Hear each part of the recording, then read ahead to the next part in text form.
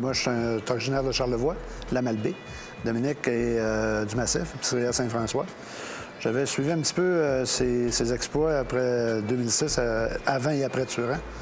Et on trouvait que c'est une bonne athlète qui méritait d'être aidée, supportée.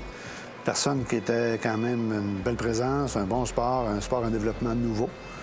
Donc, j'ai fait des approches avec elle et puis on est, avec le temps, devenus des amis. Mais c'est Mercedes-Benz de Québec, la compagnie ici, qui a accepté de commanditer un athlète. On le fait, par contre, depuis déjà 20 ans, ici. C'est le 4e athlète qu'on supporte. Et dans ces 4 athlètes-là, bien, les 4 ont fait les Olympiques. C'est sérieux? Et il y a 5 médailles qui ont été remportées au total par ces 4 athlètes-là. Ça, c'est très rare. On parle de quel athlète? Bien, la première, c'est Myriam Bédard. Myriam a commencé le biathlon, c'était pas connu. Ensuite, tu as eu Maxime Boilard en kayak, Anne-Marie Lefrançois en filleul, qui est en ski alpin sur la Coupe du Monde, et maintenant Dominique Maltais depuis 2007.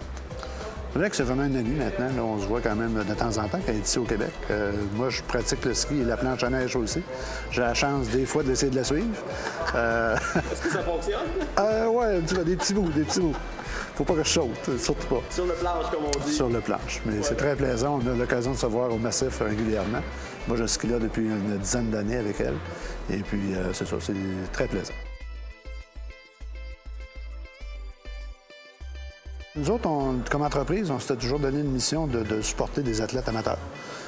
C'est un désir du patron, M. Parent ici, qui le fait sans aucune attente. C'est vraiment un choix personnel. Il aime le sport, il aime les gens qui travaillent fort, qui se développent, puis qui font des efforts dans la vie. Comme je disais, bien, je répète, mais c'est un exemple pour notre personnel. Et puis, on croit que c'est très bon pour nous, pour l'image de l'entreprise. Et puis, ça fait partie... On redonne à ce moment-là dans la société puis aux athlètes amateurs de la région. Ça fait que ça a été notre choix de vraiment de le faire. Mais Dominique, il n'a jamais été question qu'on arrête, au contraire. Si elle arrête, on arrêtera, mais nous, on continue.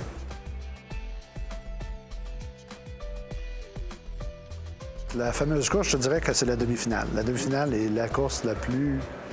J'en ai vu plusieurs, là. Ça a été une course très, très palpitante. C'était très énervant. Dominique part et est en 4e position, un mauvais départ. Par contre, on la voit remonter, puis on sent que ça va passer. Elle réussit à doubler une fille dans un détour, dos à dos, back-to-back. Et là, le Jacob Ellis, qui est en avant d'elle, chute. Et là, Dominique est obligé vraiment de faire une feinte rapide pour tourner, pour éviter la planche de Jacob Ellis qui essaie de se relever. On a vu des photos par la suite, nous autres, de l'équipe japonaise, puis je vous dirais qu'elle a passé très près de la planche, pas plus que ça. Très proche. La télévision, on le voit un peu, mais avec les images qu'on a vues là-bas, c'était vraiment près. Elle a fait une manœuvre extraordinaire, puis la finale, après ça, on était confiants, ça s'est bien passé. Quand là, les résultats sont sortis, son père, Gérald, était dans tous ses états. Actuellement, Brigitte et Martine, la même chose. Moi, pareillement. Regarde, écoute, on a vécu ça live avec tous les journalistes aussi qui étaient autour, tout le monde qui voulait parler à Gérald, tout le monde qui voulait prendre les impressions. Nous, tout ce qu'on voulait, c'était d'embarquer sur la piste et d'aller féliciter Dominique. On n'a pas vraiment le droit de le faire, mais on s'est pris le doigt. On a embarqué sur la piste. On est allé à des places où on n'avait pas nécessairement le doigt, mais c'est pas grave. On leur parlait en russe. Pour moi, nous autres, ça a été, une soirée extraordinaire parce que là, on était à la montagne et là, on retournait à ce moment-là au village olympique, dans le parc olympique pour une soirée à la Maison du Canada et la remise des médailles, etc. Puis Dominique est venu nous rejoindre durant la soirée. Elle, malheureusement, s'est fait kidnapper par les journalistes. Quand un athlète canadien gagne une médaille, je te dirais que pendant 2 jours, ils sont kidnappés, on ne peut pas les voir. Ah, le méchant journaliste. C'est les journalistes qui s'en occupent, la radio, la télévision, les journaux. En tout cas, elle a apprécié son aventure. Nous, on est retournés au Parc olympique, on est allé à la Maison du Canada, on a fêté avec beaucoup d'amis qui étaient là-bas. Et ça a été une belle soirée. Le lendemain, nous, on est allé visiter le centre des médias. Qui était à Sochi, qui était énorme. C'était de la grosseur de Place Laurier. Écoute, c'est énorme, énorme, énorme. Une bâtisse extraordinaire. On a eu la chance de faire le tour de Radio-Canada, NBC, un petit peu, de voir les installations. C'était vraiment impressionnant. Et là, à la fin de la journée, c'était la remise des médailles officielles.